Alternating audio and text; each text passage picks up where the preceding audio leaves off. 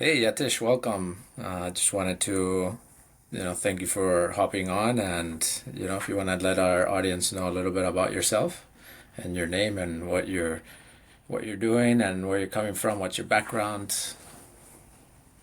Well, thank you, Alex, for inviting me on. Yes, I work with HTL. We're a hospitality, tourism, and leisure real estate firm. We specialize in syndicating deals for investors around the world that want to invest in the United States. My position there is a Southwest Managing Director. I help syndicate deals for my investors in the Southwest. We have mostly hospitality and resort assets that we help find and search for.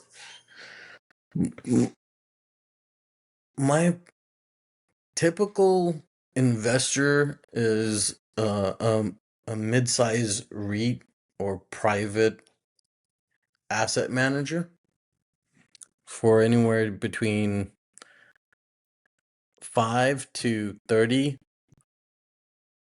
hotels in a portfolio. We generally, um, you know, network and socialize with like-minded people in our network. I was fortunate to go to a certain educational schools that helped me position myself in my marketplace. It's indicative of most universities in the United States. I always laugh at some of those videos where you hear these multi-millionaires and billionaires say, "Don't go to college," but they made their millions and billions by networking and dropping out of those universities. Us decided not to drop out, and we just, excelled in our love. Most people have a passion in life, and I don't think money is it. It's really the investment and the savviness of the hospitality industry. The people there are very humble, polite. They're very gesturized, but don't take their kindness for a weakness. We're very strong. You know, a lot of the hotel industry works 24 hours a day. And I don't think a lot of people understand how that works. If you don't work in the back of the house, they say, and if you worked in the front of the house, it's a very, very different game. And that's what I do for my investors that are not as savvy in my position. I actually help them and advise them in those queries when they're stuck. Um, and that's what I do at HTL, from an advisory standpoint and a broker as well too. Very nice, very impressive. Yeah, I mean, it sounds like you kind of got it all. Like I like the analogies of saying the front and back of the house because those are very, very important aspects to look at it, right? Yeah, Uh, so go ahead, go ahead. Sorry, go ahead. No, no. What does a typical day look like for you? A typical day is socializing with my network. I start off by reaching out to people in the mornings, either by text, by calling them, by emailing. Most people are these days are very open to texting. But I love making appointments with people to go face to face. It's very rare in this kind of industry that I'm in that you get to meet your clients face to face. I've done deals where I've never saw the client nor the property, and that's because there was trust and there was a lot of due diligence in that process. And sometimes you're working in a team where you don't necessarily physically have to see the property, but if you're working in a team of 4 or 5 people and you're all working in trust and harmony, these uh, these deals are very hard to syndicate, very complex. They're not simple, but you can really get it to a fine art. And that's what we're doing at HTL. We're harnessing our intellectual property to develop a platform for our investors that is just not brokerage or loan or advisory, but it's an all-encompassing platform from soil to operation to disposition. And that's where we are harnessing the most of our future investments for HTL and our clients. That sounds very impressive. So you're gonna basically building the technology behind it. Kind of sounds like it. Yes, basically we're a platform that's a full service real estate firm. Someone that doesn't have any kind of knowledge about hotels or resorts can hire us. You can give us criteria that you want to invest in, or ask us what's the best criteria to invest in, which most of my clients actually ask because they understand that even if and most of my clients are seasoned failures and multi-generation developers, but they still ask. And it's all with the rhythmic of every asset class is different in real estate, and really a specialist will tell you without any emotion whether the deal is good or not. And that's where real estate agents and specialists are different. A real estate agent's looking for a transaction, and a specialist is hired for their knowledge and their network. So they're able to give you the maximum exposure and depth as an investor. Very impressive. That's a very nice sector, that not many people know about. So that's great. And talking about industry, what major shifts are you seeing right now in the current market? If you look at most of the market, the shift is there's no debt available. We're running dry of liquidity, and that's going to hurt a lot of hospitality industry. Unfortunately, most of the hospitality industry, especially food and beverage, work on a 90-day um, a loan income based on their food and everything. I see that at Cisco for hotels, and I see that for a lot of food and beverage. And when you have fluctuating governments, economies, and where it just disconnects business from society, it's actually detrimental, not to only that business, but the social aspect of it too, because a lot of people's lives get displaced when people do something wrong. And unfortunately, sometimes you can't do anything about that as an investor or as someone that can give advice.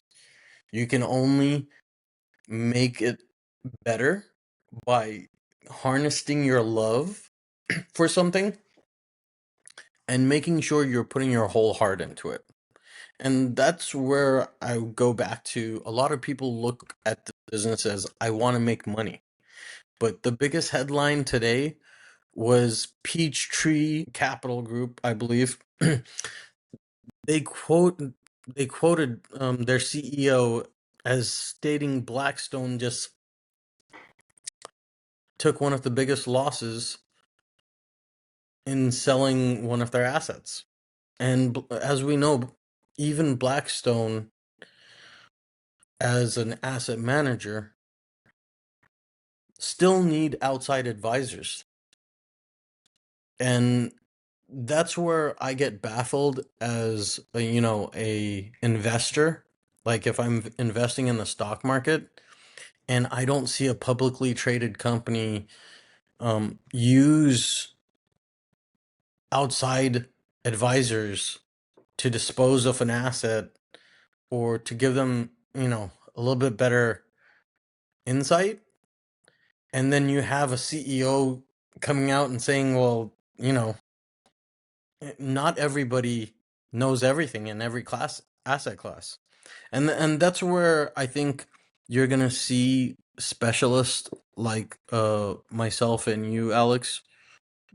People are going to start reaching out to us because they realize that technology is really hindering the basic aspect of hospitality. And that's where I think there's a big disruptor in the market, and it's holding what hospitality could become because too many people are putting the emphasis on how do we use AI to reduce our costs. Um, just like how the government is not caring about what their effects are on business. Um, when you implement the wrong policies in business, it kind of affects your market and your ability to provide the service that people are willing to pay for. Very well said. I mean, I think you touched upon that, right? It's people are thinking, how can we cut costs instead of thinking, how I can leverage this to increase my revenues, right? Or find better tactics to improve the guest experience, or how can we increase guest visibility to ensure we create more regulars, right? Regulars create more business. Yeah. Yes. Yeah. So, in your opinion, what's been working well for you right now? What's been frustrating? Well, what's been working for us is putting the human touch on everything, going back to handshakes and face calls, even face-to-face meetings, because people are apprehensive of an AI gypping them. I'm in the business of people calling me, and so many people demand information over the phone like I know them sometimes.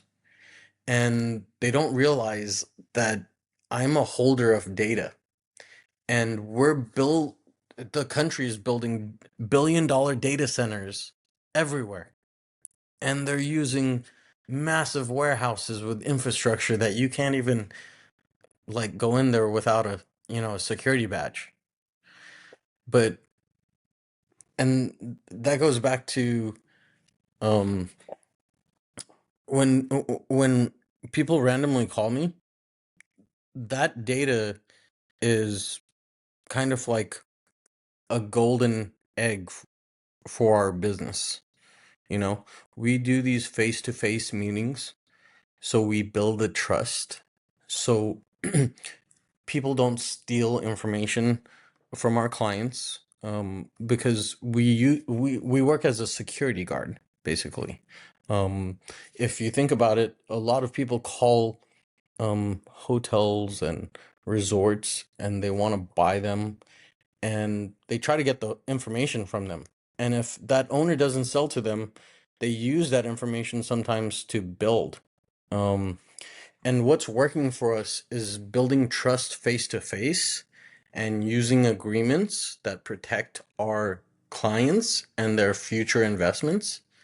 And that's where I think the person to person aspect of life is. And a lot of people just call for information sometimes, and that information is not readily available. Just like how when you search stuff on Google, it's not readily available because they want people to safeguard their information so they can find the right person. And that's what's really working for me, is really networking with the people that I trust, instead of just um, finding random emails or mass emailing and hoping someone will call me. That's the old way of doing stuff. I actually do personal emails where I personally email a property owner myself as a broker. Um, and I don't see a lot of brokers doing that. I see them sending out flyers, and I'm pretty sure the best ones are not sending out those flyers. You know, those big shops, you have to send out flyers, but really it's the art of relationships, interpersonal communication. Yeah, definitely. And that's a nice touch, to always be able to personalize for every person. Now, have you ever thought of using some of these AI tools to create these generations, like generate all these emails for you while you can focus on doing other things? Sometimes I don't think the companies that we use allow AI still, and that's the frustrating part because um like I would love for it to find emails that are working for me, because the worst thing when it comes to sending a text or calling someone that I really want to connect with, and their email bounce back or their phone number not be right. And that's where I think AI could be leveraged better. Because one time I sent an email out to a guy and it bounced back, and it was in like a very well-known published database. And I was like, How did it bounce back?" And then he was on Forbes magazine as one of the, most successful hoteliers in Las Vegas. And I was like, "Man, I don't believe his email bounced back." And, I found his email in another publication. And I sent him an email. I ended up selling him a property because he wanted to be in that area, and it's not because, like, I already knew he wanted to be in that area because of his strategic investment locations. So that's kind of like what I've been doing. Like, if AI could tell me stuff like that, right, Alex? I think I would implement it, but I don't think I want AI to connect with my relationships and networks, because that defeats the interpersonal communication. What I want AI to do is my back of the house stuff that takes me a lot of thinking. It's the emails, the phone numbers, and making sure they work. And it's it's like the technical stuff that I think would help people, and that's where I think we need to go towards if we're gonna implement AI. AI needs to be a tool to help humans and to safeguard humans, not to interact with other humans. It's kind of it takes the humanization out of something, I think, or the hospitality out of something, or the H in it. Very well said. So, and what kind of metrics do you mostly focus on that you can improve with? Most of my metrics are based on my clients. It's if I'm investing myself, I'm looking for value add. I invest through funds and people, and most of us were merchant builders by trade. We built from ground up. I built a Best Western, a Holiday Inn Express, restored multiple properties, and I am licensed, to build.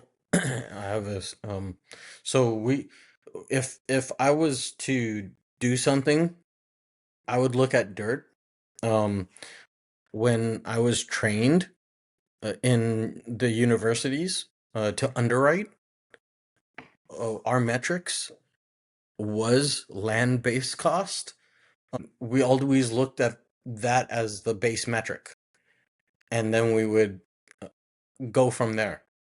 And it was per square foot or whatever metric fit that asset class. But you can't say all metrics fit everything. And that's why I say land-based cost for me is very important. And that goes to any replacement building as well too. If you look at the metric of replacement and land-based cost, then you understand if you're paying for something, what your cost basis should be. That's great. And where do you want to be in 6 to 12 months from now? Me personally, I probably want to be in Hawaii sipping on some Mai Tais. But if it's, my partners and investors were growing, um, we're growing for our investors because we realize that they want us to be in business and they want us to help give them advice, develop their properties, manage their assets for them, as well as dispose and purchase assets. Yeah, most of my company, we focus on the development, the hospitality, tour, and leisure sector. We don't focus only on hotels and resorts. I've sold Starbucks. I've sold retail land, even vacant land before. My partners have sold shopping centers and office buildings.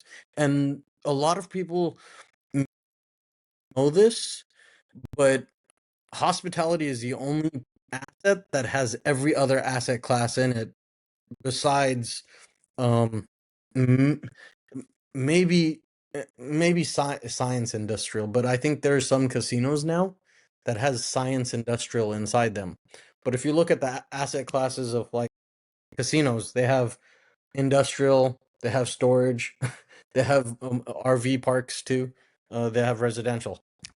And where I think what we're doing, we're going, we're vertically growing right now as a firm, and we're more people are joining us to help our clients' endeavors. That's great. And if you could solve one major challenge today, what would that be? Well, one major challenge that I see in the hospitality industry happening is lending. Lending is becoming increasingly tight and difficult, and people are not able to show as before what they need to on paper. And when you have these economic cycles or these downturns, um, political or whatever else happens in the world randomly, it's just it's kind of that. I think that's the frustrating part, that most people like just scratch their head and they're all like, what can we do at this point? And not everybody has, like, at first we said money's not everything, but at this point money is everything. And that's the irony about the love and passion of something. If you're passionate and love it, you're gonna find in the hospitality industry, even the biggest companies, they fold sometimes because they run out of the money. And it's not because you're running out of money because you don't know the business. Sometimes it's you didn't you use too much emotion instead of logic. And and that happens a lot. I see that a lot when it comes to this time of economic cycles. People are like, hey, a lot of my investors are just bugging me and they really need the money too. So we have to sell this asset and we're going to take a loss on it. And that kind of those kind of things you can't help. And that's probably where I think if lending could be worked better, and I think we're trying to find a solution for that because we've actually partnered up with some debt funds recently, and they're interested in filling our space for that for our Okay. investors. So we may be soon able to do in-house debt fund at HTL. That would be a big accomplishment, right? Yeah. Yeah. So with that said, how do you find investors personally? What is your strategy? Well, it's a long-term goal, Alex. I'll tell you, when I was growing up, I grew up in a small motel, 19 rooms, and I went to Las Vegas once and I saw the Caesar's Palace. And I was like, why aren't we doing something like this? You know? What? And then I kind of fell in love with the hospitality industry because of Las Vegas. And I read a couple of books. One was Double or Nothing. It was about these guys that started Travelscape and bought the golden nuggets. They sold the Travelscape to Microsoft for $120 million or something, and they bought the golden nugget. And one guy went to UNLV, and the other guy went to UNLV, and the other guy transferred to USC afterwards. Those are both schools I went to. I went to UNLV because I heard it was the best hotel school, um, and I got into Cornell, but I didn't want to go trudge, um, in I snow. So, and I thought Las Vegas was a great background to study in technology, which I that was my primary focus in the hotel and casino industry. I was very good in technology. And some companies try to recruit me for like slots and gaming technology kind of stuff, but I really focused myself on being a people's person, and I networked a lot in the at UNLV with MGM. I know the vice president of MGM, Harris. I have all their business cards. In fact, sometimes my kids go through my business cards and they're all like, "How do you know this person?"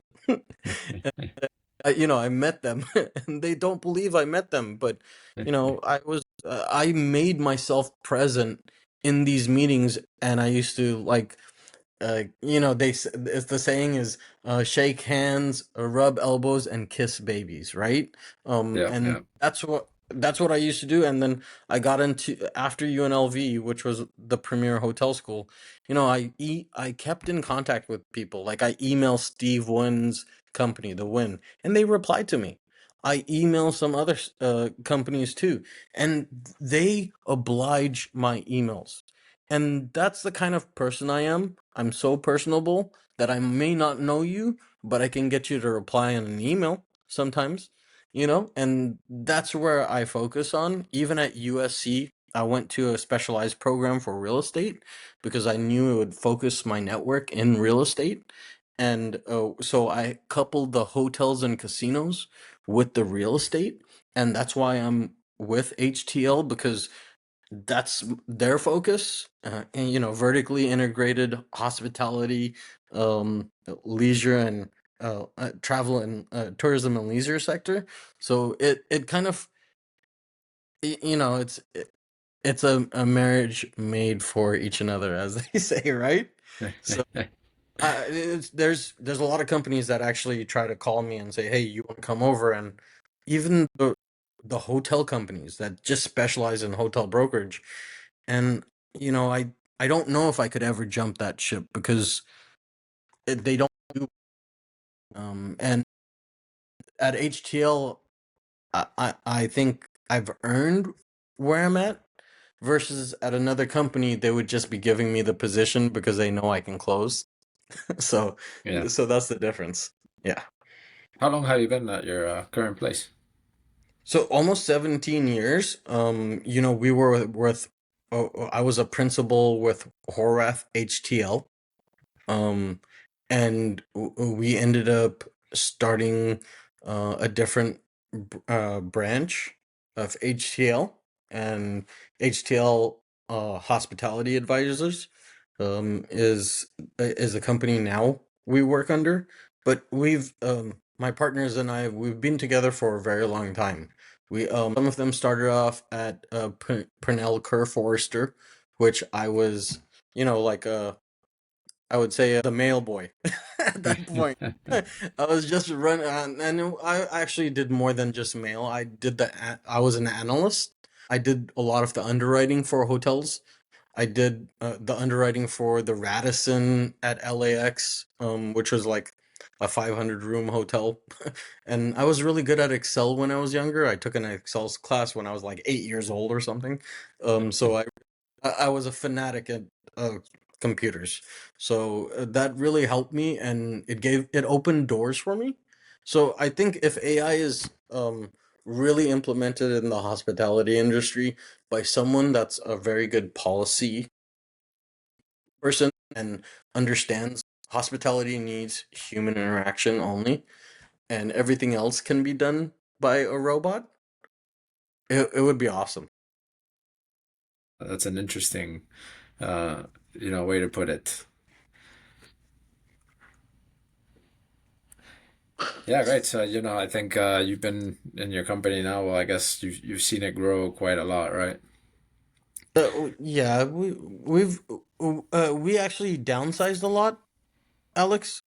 Because people retire. I had some great people that I used to work with before, and a Cornell lawyer, a guy that worked in the Ninth Circuit for judges as a receiver for hotels. We had a plethora of all stars at the company that definitely out outplayed me in many aspects of the hospitality industry. And I wish we were that big again, but it takes time. The we just barely opened up our New York, New Jersey office the last 3 years. Okay, nice. We've been in Florida. We opened up a Tennessee office recently, and we have licenses in most of the East Coast. Besides, I think Washington D.C. is one place that we're trying to get a license in, or not even a license, because a lot of people just try to add licenses to their companies. But we're trying to build a person that is really hospitality driven, that can really open up their own office and kind of blossom in that sector and area. So how does it work? You all expand into the area, and then from there, that person kind of just builds their portfolio, gets their own investors, or Most of the time, it's people that are working on um, shops that they're not their own boss, and they want to become their own boss. Because I'm an entrepreneur. HTL doesn't pay me. I use it as a brand, right? And I go out and I kind of search for my own business, right? Through my own network. And then that brand gives me, like, support services, uh technology, marketing, all the kind of stuff that you expect from a franchise company like sure. Marriott. But this is for your business, right? And that's kind of like what my partners and I have worked on. And that's why we've had people join us that are not necessarily from the beginning, because we kind of built this technology platform that encompasses all the great stuff of a big real estate company, but for an entrepreneur that wants to start their own business but have a brand in the hospitality, tourism, and leisure sector. Very nice. Great. We're coming down to the last minute. I just want to leave the floor to you. Anything you want to add? Anything extra? Okay, well, thank you so much, Alex, for your time. I really appreciate it. If you or visitors ever want to reach out to HTL, you could visit us at our website at www.htlha.com. We're a full service real estate firm for investors around the world looking to invest in assets in the hospitality industry in the United States. Um, and I do appreciate all the topics we covered. It was pretty fantastic that you brought up AI, and we both we both agreed that uh, you know there needs to be a lot more human interaction and communication. Thank you for taking the time. I appreciate your time too. Let me know if you need anything, and hopefully we can connect again.